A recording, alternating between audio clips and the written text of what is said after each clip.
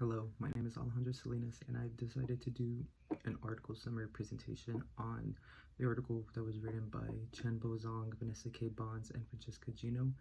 The article title was called "Good Lambs Are the Best Police. Darkness Increases Dishonesty and Self-Interested Behavior." And a quick summary about the whole article itself was that it talks about how darkness can conceal identity and encourage moral transgressions, and it also helps to induce this psychological feeling of illusory anonymity that dissembles dishonest and self-interested behavior regardless of the actual anonymity. So basically what it means is that the people in this experiment thought that they were completely anonymous, so that kind of helped them to, it would almost encourage them to kind of cheat in the tests and all the situations that they were put in. So there was 3 experiments that the researchers provided so that they would be able to gather empirical evidence that supported this prediction. So in the first experiment, participants were put in a slightly dim room with very dim lighting, slightly dim lighting that kind of almost helped encourage the participants to cheat more, and thus they helped them earn more money compared whenever they had to be in a well-lit room. In the second experiment, the participants had to wear sunglasses, and the participants that wore the sunglasses compared to those that didn't wear the sunglasses, what the researchers saw was that they were being more selfish because they were giving themselves more money as well. And in the third experiment, the illusory sense of anonymity mediated the relationship between darkness and self-interested behaviors. Essentially, the third experiment was the same as the second experiment. The only difference was that at the end of the experiment in the third one is that the researchers asked the participants how did they feel on a scale of 1 to 5, I believe is what it was. But across all 3 experiments, darkness had no bearing on the actual anonymity, but yet it still increased these morally questionable behaviors, is what the researchers found. So essentially, there's no actual connection between people being aggressive in the darkness compared to in the lighting, but it helps suggest that there can be this sort of increased questionable behaviors that tend to happen when people are in the darkness because they believe that nobody's able to watch them. So kind of diving into my what I decided, my interpretation of the whole thing and my review on the article is that the article above is kind of an extension of an argument that darkness can lead people to participate in unethical acts and moral transgressions.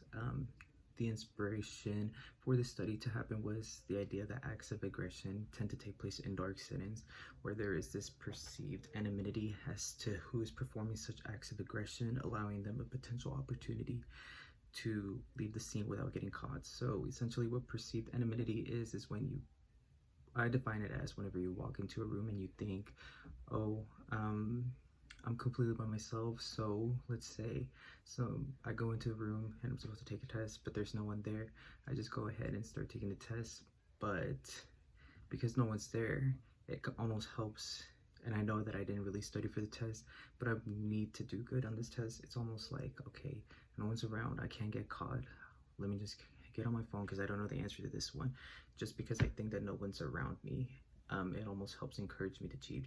So essentially that's what perceived anonymity is. So Zhang, Bonds, and Gino all help create 3 different experiments that can help researchers understand and try to determine whether there is a form of darkness that is involved with how that allows the participants of the study to perform unethical acts such as the cheating and the withholding of the money in the second and third experiment. So basically what the authors hypothesize is that creating a sense of illusory anonymity, whether in a dark room or by wearing the sunglasses or the clear glasses, will lead participants to perform unethical acts.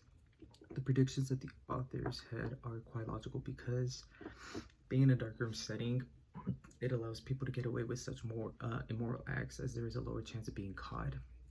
were identified, which is why how we see in today's society where a lot of theft and crime tends to happen at in darkness, or you see people wear black because they can tend to get away easier with these acts.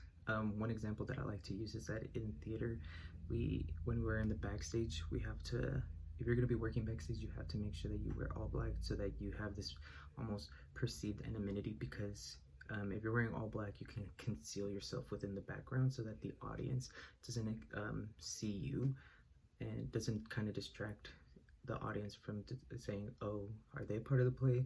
Oh no, they're not part of the play because I can't see them. I'm only witnessing the actors. So that's how I like to kind of connect the two. And all three experiments were designed in a way that it made it easier for other researchers to be able to replicate, so that they would be able to further study the effects of darkness on illusory anonymity. The predictions that the authors had made were accurate and showed strong support in the first experiment, as the t-test displayed that there were no significant differences in the dim room and in the control room participants' performance. However, the authors were able to determine that there were differences in the dim room self-reported performance than in the control room. So this indicates that there is some sort of relationship between darkness and people performing unethical acts, because the experimenters had helped create this feeling of the illusory anonymity for the dim group.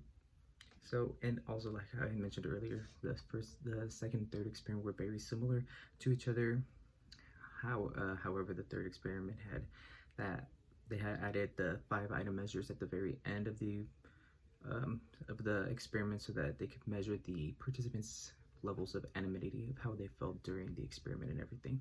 So once again, the author's predictions showed that there was a very strong support for darkness, allowing participants to feel a sense of illusory anonymity, as participants in the sunglasses group for both experiments gave out less money as to those compared to the people that were wearing the clear glasses. So what this does, it suggests that participants again feel that they are able to get away with such unethical acts of behavior, because it's almost like if their identity was concealed, and it meant that it kind of gave them this idea, well, if my identity is being concealed, that means it gives me an opportunity to almost benefit myself.